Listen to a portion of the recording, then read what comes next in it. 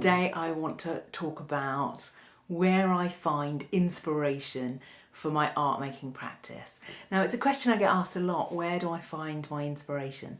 And it is something I've thought about a lot over the years, so I just thought I'd share some of my ideas and where I find inspiration, just in case it's of any use to you or any interest to you in terms of your own art making practice. Firstly, I find great inspiration out in the physical world or in nature.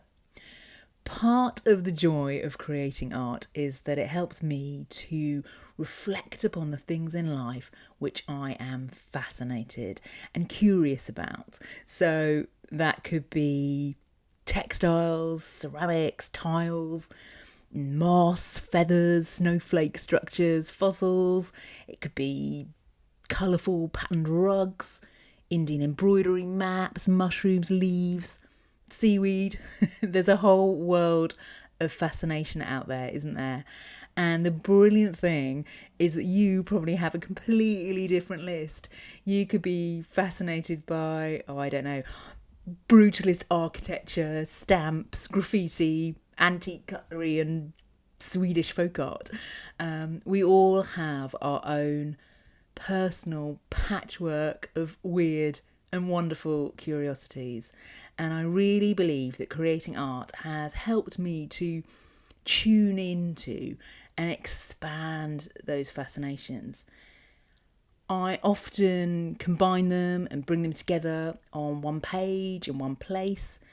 So creating art has really enabled me to take note of the things in the world which sing to me. It helps me to notice more, connect more, see things with new and excited eyes.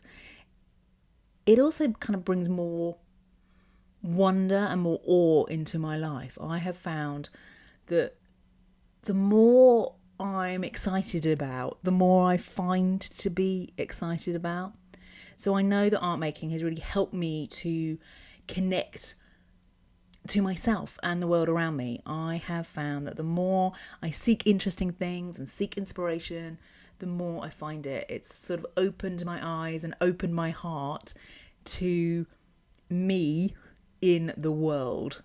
So that's the exterior world. My inspiration also, I think, comes from inside me, my interior world, how I feel, how I'm thinking. And part of the art making process for me is really, I guess, unpacking memories, emotions, meaning, piecing together fragments of things which I find evocative or nostalgic or significant. So bringing myself and my patchwork of experiences and emotions out onto the page, onto the canvas, expressing how I feel, what's going on inside, kind of exploring how I feel and therefore how I want my art to feel. So my inspiration comes very much from an internal place, from inside me, and I try and bring that out onto the page. So the exterior world and the interior world are sources of inspiration. But one of the key ways I find inspiration for my art is in my art. So it's the art making process itself. What is on the page or the canvas and how I am responding to it. So I often find myself being inspired by the art process or the approach and my connection to the materials I'm using. So I find that art supplies and art materials and experimenting with them is really helpful in inspiring me. So it could be mixing colour, it could be mixing different marks, mixing materials, and then really being mindful and taking note of what I'm enjoying within my own art making.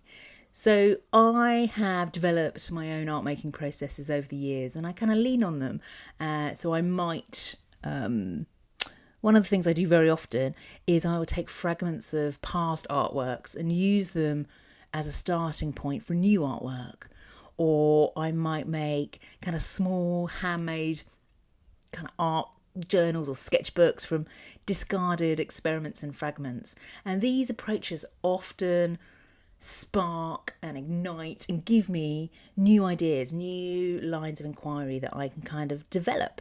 So my own art is a real key source of inspiration, and I frequently dig back into what I have made before and use it as a springboard for something new and for something different.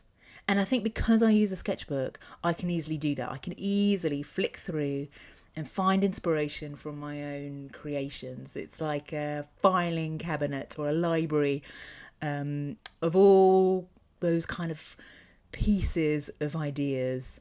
And I find that very much informs my art. So it's a great source of inspiration for me. So what I have made previously kind of seeps into my new work, sometimes consciously and sometimes unconsciously. So I hope by sharing those kind of 3 buckets of inspiration, the external world, the interior world, and my art and my art making process, I hope in some way I've maybe helped you think a little bit about your own art making and your own personal set of inspirations.